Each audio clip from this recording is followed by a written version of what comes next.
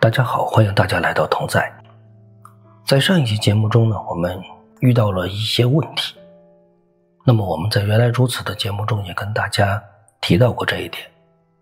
也就是說，上一期我們的節目錄制好之後，將語音文件轉成文字文件的時候，網絡上呢，竟然把這個節目定義為不被允許的。也就是說，今天的 AI 系統對於這樣的內容，他們認為這是不合規的，或者說呢是散播仇恨。其實我們所講的就是聖經中的故事。那麼這個故事就是大衛在臨終之前對所羅門的一些交代，就是大衛告訴所羅門，我死了以後，你該如何行。當然我們知道，從古到今，所有涉及到王權更替、宮廷內鬥之間的這些個跟政治有關的，都是很殘酷的。我們所面对的就是這樣的一個世界，因為人性就是这樣。你想當王，但是有些人呢，他不想讓你当王。所以歷世歷代所有當王的，幾乎呢手上都要沾滿鮮血。那麼這樣的一個內容算是散播仇恨嗎？算是違規嗎？如果這樣的事情算是違規的話，那麼我覺得網絡上相當數量的這種節目都是不被允許的。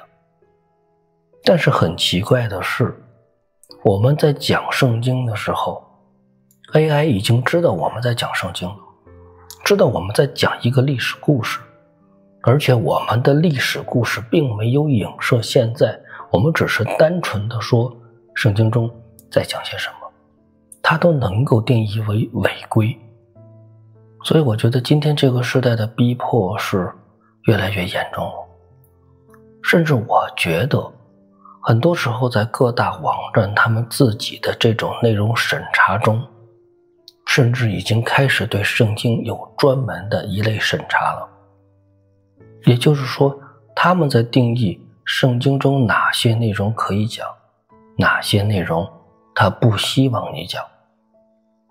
當然今天還沒有瘋狂到所有的主流这種串流的平台，只要你節目上傳上去以後，它都被你屏蔽。當然還沒有达到這麼嚴重，但是我覺得我們距離那一天實際上已經不遠了，因為這是遲早要發生的事情。所以在盡可能我們這樣的節目還能夠正常上傳的時候，能夠跟大家多分享一點。所以今天我們還是繼續分享列王紀第2章中第1到第9節中的信息。我們已經經過2期節目分享這段內容了，但是我覺得這段內容中我們能夠拿出來分享的東西真的還有很多。那麼今天呢，其實很想跟大家分享的就是我們要重新的看待約押這個人。很多人提起約押的時候，心中就覺得這是一个負面的角色，這是一個壞人。約押呢，我們還是簡單的先介紹一下。約押是大衛姐姐的兒子。約押一家有3個兄弟，這3個兄弟都在大衛的軍隊裡邊做統帥，做將軍。而約押是3個兄弟中的老大。大衛是非常信任這3個兄弟的，也可以說呢，這3個兄弟是大衛的心腹。大衛將自己的軍隊就交給這3個兄弟。俗話說，打仗親兄弟，上陣父子兵。不管是從掃羅的年代還是到大衛的年代，在軍隊和國家的重要任職中，盡量都是安排自己的親信，甚至呢就是自己的親戚。所以那個年代他們都是這樣做的。而大衛對於約押這個人來說，可謂是又愛又恨。我們的感覺是大衛呢又離不開他，但是大衛又恨他。離不開他的原因是約押這個人確實能力非常強，在對外征戰這一塊，甚至後期的約押已經不需要大衛出面了，也就是說，約押可以獨當一面，甚至在攻打某一國的时候，約押自己去就夠了。大衛不去也沒有關係，但是約押很会做人。約押在最後的時候把大衛請來打最後的一仗，實際上最後大衛來不來都是一樣的，但是約押作為臣子很明白要把榮耀留給主人，所以約押作为一個三军統帥來說，他的武力值是沒得說的，他的軍事指揮能力沒得說的，而這個人的情商更加是沒得說。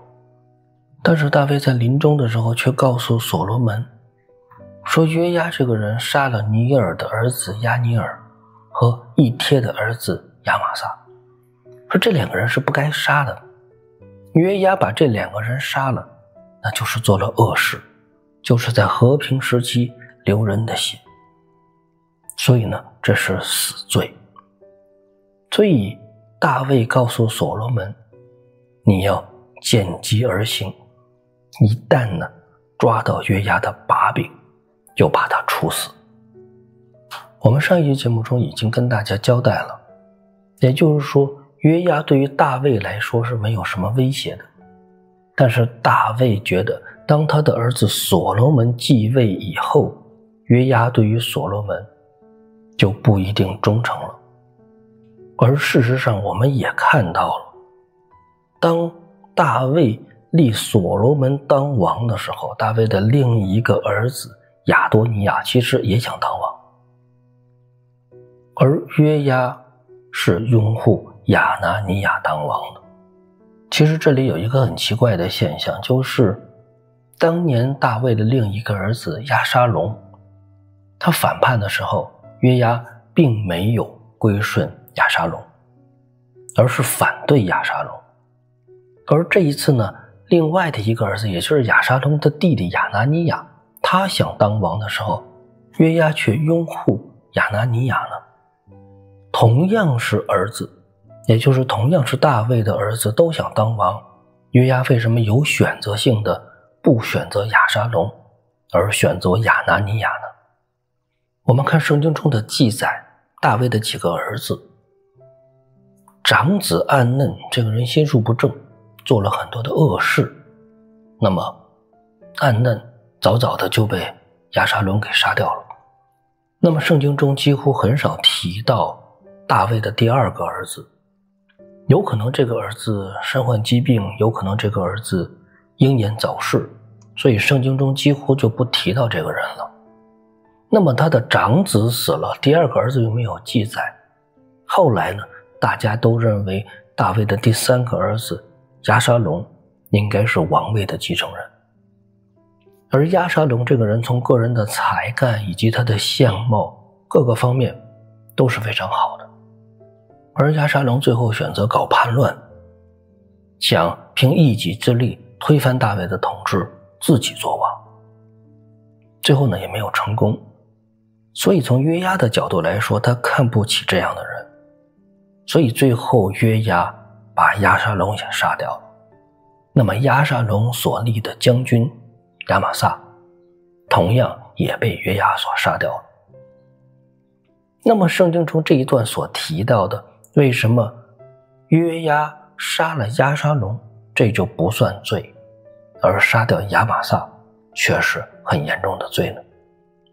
我們上期節目中也跟大家提到過，像押尼爾和亞瑪撒這樣的人，其實從某種意義上來說也是該死的。首先呢，押尼爾他沒有擁護大衛，而後來看自己敗局已定了，所以呢轉而投誠大衛。像這樣的牆頭草，約押來說肯定是瞧不起的，所以把他殺掉。另外一個原因就是押尼爾殺了約押的弟弟，這也是約押不能夠容忍的。而亞瑪撒支持押沙龍，對於約押來說，押沙龍他都沒有放在眼裡，那麼亞瑪撒他就更加的瞧不起。那麼作為一個支持叛軍、支持反對者的將軍，在約押這裡一定是不能夠活的。但是聖經這裡是清清楚楚地記着，約押殺這2個人是不對的，是有罪的。所以在這裡我們也可以看出的是，虽然押尼珥和亞瑪撒都是有罪的人，而且呢名聲也不算好，但是當他放下屠刀轉而投向大衛的時候，也就是說當這些人歸順大衛的時候，神還是希望給他們一個重新做人的機會。所以在這裡我們看到的是，神對於每一個人的生命都是看為寶貴的，哪怕是惡人的生命，同時呢他們可能還算不得是惡人，即使一個有污點的人，那麼當他歸順了以後，神仍然看他的生命為寶貴的，而神願意給他們一個機會，而約押卻阻止了這一切，破壞了這一切，這就是約押罪的部分。而約押當年殺過押沙龍，而且呢烏利亞也是經由他手殺害的。那麼為什麼这2個罪卻沒有算在他的頭上呢？其實我們看到當時約押去殺烏利亞的時候，大衛給烏利亞所出的主意其實是蠻糟糕的。大衛跟約押說，你讓那些人向前衝，讓烏利亞衝在最前面，然後这些人退回来，讓烏利亞死。對於一個戰士來說，這種的死法等同於呢，就是被自己的兄弟、自己的戰友所出賣。我覺得這種死法是很慘的。但是約押是怎麼做的呢？其實約押把他派到一個最兇險的戰場，那裡本就是該死人的。所以約押作為一個將軍來說，他有豐富的作戰經驗，知道哪些戰場是很慘烈的，哪些戰场的生存率比較高。所以約押把烏利亞派到最兇險的戰場的時候，他已經篤定這場仗就是九死一生的。那麼在這樣的一種情況下，其實他給烏利亞的這種死法，相當程度來說是給了烏利亞作為一個戰士、作為一個勇士的尊嚴，是在一場相對比較正常的這種戰役中死去的，而且跟烏利亞一同死的還有好幾個人。所以烏利亞的死看上去呢，並不像是專門設計的，更像是一群戰士在殺敵的時候殺紅眼了，奮不顧身了，衝到對方的城門口，最後呢導致呢一部分人被殺死。而大衛給出來的那個主意是更糟的，冲鋒的时候讓他自己衝上去，然後呢後邊的人都撤回來，讓他一個人身陷於敵營，這樣被殺死。我覺得這種死法沒有尊嚴。所以約押這個人絕對不是一個無腦的人，這個人非常的聰明，智商極高。後來我們看到押沙龍叛變，當大衛提出反攻的時候，他反復的叮囑千萬不要殺了押沙龍，因為押沙龍是他的兒子，大衛不希望他的兒子死，哪怕是一個反抗自己的兒子。但是從約押的角度來說，那一天押沙龍必須死。很多人把這段解讀為約押違背大衛的命令，所以有些人覺得約押有一點對大衛不忠誠。其實從另一個角度來看，這才是約押對於大衛最大的忠誠。那麼押沙龍這個人已經叛變了，如果押沙龍不死，留他一條性命，再過幾年，等大衛再老邁一些的時候，誰知道押沙龍會不會發生第二次政變呢？如果下一次政变的時候他準備充分的話，會不會贏呢？如果那樣的話，會不會反而最後導致大衛被押沙龍殺死呢？所以於情於理，押沙龍必須死。約押最後把押沙龍殺掉，其實正是為了很好的保衛鞏固大衛的政權。而對於大衛來說，不處死押沙龍反而是一個錯誤的決定，而約押所執行的是一個正確的決定。而反觀約押在殺死押尼珥和亞瑪撒的時候，其實他是有殺死他們的理由的。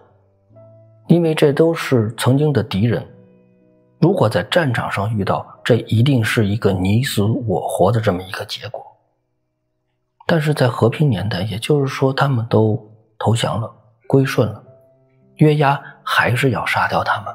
多多少少我們在這裡看到有一定的政治动機，也就是留存这2個人來說，对于約押有可能以後會是一個威脅。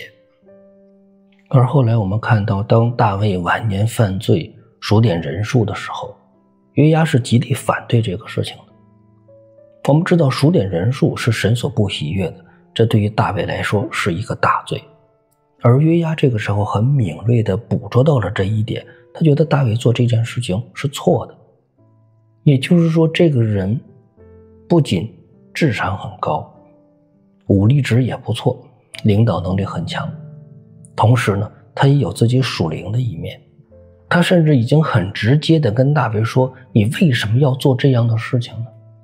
但是大衛不聽，他也沒有辦法。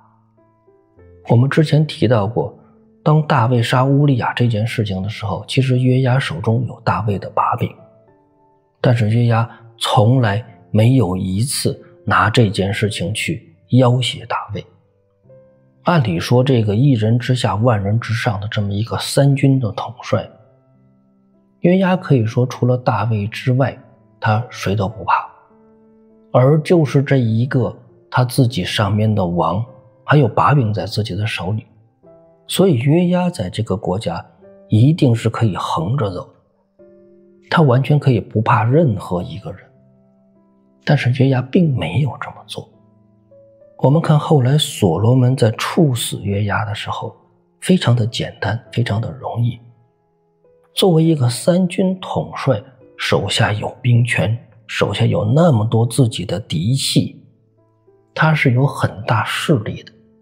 剛上任的新王所羅門，如果真的想拿下約押的話，如果約押真的想反抗的話，是沒有那麼容易的。所以對於約押來說，雖然有那麼大的權力，他沒有結黨，他沒有自立山頭，沒有鞏固屬於他的一派勢力。也就是說，約押從始至終沒有一天他想要反抗這個政權。其實很簡單，所羅門想處死約押的時候，約押手中有那麼大的權力，那麼多的兵權，他可以反抗，甚至他可以逃跑啊，但是他没有那麼做。甚至在最後的时候，他躲到神的帐幕裡邊，抓着祭壇的腳。他在人生的最後時刻還在祈求神能夠赦免他。所以從這些角度，我們是不是能夠發現，其實約押很多時候和我們之前的想象他不太一樣呢？當然，這個人做事有自己的想法，甚至呢，他是一個心狠手辣的人，這個我們從來不反對這樣的觀點。但是我們也看到了約押這個人做事情他也有自己的原則。那麼最後聖經中給約押所定的罪是和平時期流人血的罪。我們之前的節目中也分享過，掃羅也有這份罪，掃羅在和平時期也有流人血的罪。那麼掃羅殺了不該殺的人，約押也殺了不該殺的人，那麼最後都是因为這樣的罪行受到了神的懲罰。但是這兩個人有沒有什麼顯著的不同呢？我們最近經常跟大家提的就是這樣的問題。聖經中不同的人物，他們有不同的記載，但很多時候他們犯了相同的罪，而我們在解讀人物的时候，是否這些人就是領受一樣的東西呢？也就是說，我們從這個人身上所學到的東西是否是一樣的呢？其實有很大的不同。掃羅在和平時期流人血的罪，他的目的是什么？他的目的是自己要當王。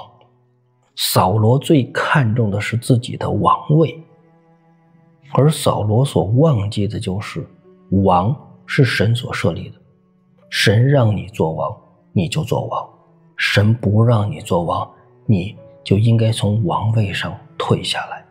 所以说我們說掃羅的失敗就是在於他對王位的依戀。如果掃羅不是如此的痴迷於他的權力和他的王位的話，掃羅不至於如此悲慘的下場。而約押这個人是完全不一樣的。約押從來沒有一天想自己當王，即使他有這個能力，他也不會那樣去做。而約押一生之中輔佐大衛，他對大衛的確是100%的忠誠。但是這種忠誠並不是大衛說什麼他就聽什麼，而是大衛這個人相對來講，他是有自己的自我意識的，是一個比較自我的人。約押對於大衛的忠誠的出發點在於，我要用我所理解的正確的方式來輔佐大衛。也許這就是人太聰明了，太聰明了以至于什麼事情都要憑自己的感覺。所以有的時候自己的感覺是對的，有的时候自己的感覺就是錯的。所以約押在這一生中做了對的事情，也做了很多錯的事情。所以我們對約押的總結就是他忠實於大衛，但是呢，他一定要按照自己的方式來忠於大衛，而不是100%的听從大衛的話。所以我們從約押身上能學到些什麼呢？今天我們敬畏神，希望呢神能夠使用我們，希望我們在世的时候能為神做一些事情。而我們在約押身上所學到的就是你要為神做事，一定要遵從神的旨意，是神讓你做什麼你就做什麼，而不是你覺得我這樣做是對神好的。約押的失敗就是在於他認為他做這樣的事情就是對大衛的絕對忠誠，我是為大衛好我才這樣做的。但是有的時候自己的判斷力是容易出錯的。今天很多人想服侍上帝，想服侍神，把自己搞得很辛苦，但是呢，他所做的事情是否是神讓他去做的呢？有些神的僕人其實很適合去牧會，但是呢，他一直去做的是傳福音布道的工作。有些人很適合去傳福音布道，但是呢，他一定要自己去牧會。神給每個人都有各樣的恩賜，你要用神所賜你的恩賜在世上做神的工作，而不是覺得我做什麼比較合適，或者我覺得做什麼事情神能夠喜悅。我們從聖經中可以看到約押是不是一個聰明人？他絕對是那個時代中的佼佼者。這個人能文能武，智商極高，工作力極強，執行力極強。